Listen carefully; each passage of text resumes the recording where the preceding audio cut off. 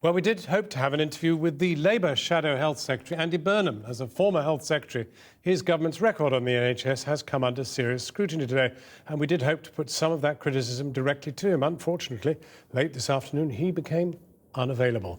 Well, we're joined now from Westminster by the Health Secretary, Jeremy Hunt. Jeremy Hunt, do you feel that today has been handled particularly well by any politician? Isn't it fair to say that we're talking about 14 hospitals out of 168 in the English NHS? And there must be a temptation amongst people to think that what has happened sheds doubt on virtually every doctor, every nurse, and every patient's welfare in the entire system. Well, good evening, John. I think today has been a very, very important day for the NHS. And what's really happened that's different today is, yes, you're right, we have put 11 hospitals into special measures, and I thought you did an excellent package on East Lancashire Hospital then that got to the heart of some of the problems they've been trying to face up to.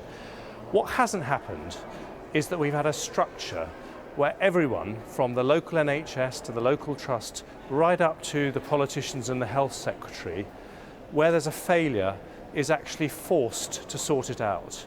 And what's different about today is we've got a new structure in place. We're being totally public and transparent about these failures. And the way that we'll restore confidence so that people don't feel, as you were concerned about, that everywhere has problems, is by people knowing that where there are problems, they're not being swept under the carpet. They're not, as has happened in the past in the NHS, trying to be sorted out behind closed doors, but we're being honest with the public. And that is then going to put pressure on the politicians and everyone to make absolutely sure they sort out these problems. But there has been an orchestrated business around this whole Keogh report, in that on Sunday there were reports in Sunday newspapers in unison talking about 13,000 people who would have died. Well, we hear now from Dr. Keogh that in actual fact it's impossible and would be academically irresponsible and clinically mad to go trying to quantify how many avoidable deaths there actually were. And at the same time, his report says that in some of those hospitals, which are now in special measures, there was some very excellent care as well as what went wrong. Today has been a fistfight between you and your Labour opposites, in which the politicians have literally run the health service ragged.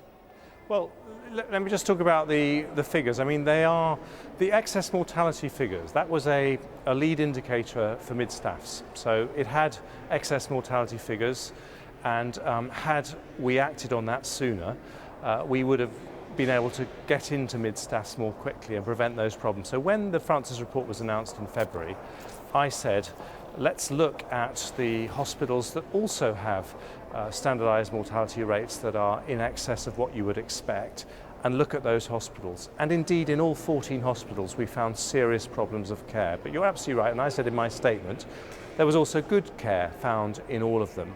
But the way, I think the best analogy for this is what happened in state education, because 20 years ago, John Major's government introduced Ofsted, and it gave Ofsted for the first time the right to fail schools.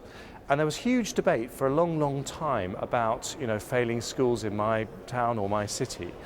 And actually what happened was that was the moment when we restored confidence in state education, because people suddenly realised that by doing this openly and transparently with a completely independent body like Ofsted, like we're doing with the new Chief Inspector of Hospitals, people knew that was actually a signal that the problem was going to be gripped and sorted out. And that's what we're doing today. That's a very clear account. But what happened in the Commons today was that you and your opposite number, and it happened with MPs from all over the House, shouting at each other, damning each other for the way they ran the health service. Not a care was spared for the patient, not a care was paid to those victims, to those families who have lost loved ones. The whole thing was about who's going to be best at running the health service, Labour or Tory. Most patients don't give a damn. Why do you want to politicise this? Why don't you just simply run the health service? Well, with respect, John, everything I did today was because I'm sticking up for patients. It's incredibly uncomfortable for any serving health secretary to come to the House of Commons and say that 11 hospitals, nearly 10% of acute trusts, are being put into special measures. This is a difficult telling decision. Andy Burnham that all this happened on Labour's watch when you knew full well the dates were actually 2011, 2012, doesn't help anybody. No, the fact is both parties had errors in the way the health service is run. Why can't you just get together, pull yourselves together and do this in the interest of the patient? Well, with respect, John, I took full responsibility, and that's why I came to the Commons today. But I'm afraid it says a lot about the Labour Party that when I pointed out that hang on, you're not letting me answer. I've no doubt if Andy Burnham had had the decency to turn up, he'd have attacked you. No, you've got to let me answer the question, because if you want an honest dialogue with the public, then we have to be honest that these are deep-seated problems. And in fact, the standardised mortality rates in all of these 14, the excess mortality, go right the way back to 2005. I was simply pointing out, and I think it's the right thing to do. And one of the reasons I think it's the right thing to do is because these aren't all things that we're going to be able to solve overnight. In some of these hospitals, we have an entrenched culture of failure, and it will take time to turn it around, as we had an entrenched culture of failure in some of our sink schools in some deprived inner city areas. And what today is about is saying to the British public, look, we're being honest with you. These are really deep-seated challenges, but we're actually going to be transparent about it. Right. And we're going to do it in a way that means that politicians have to sort out these problems, not sweep them under the carpet. Secretary of State, thank you very much indeed for joining us. Kathy. Thank you.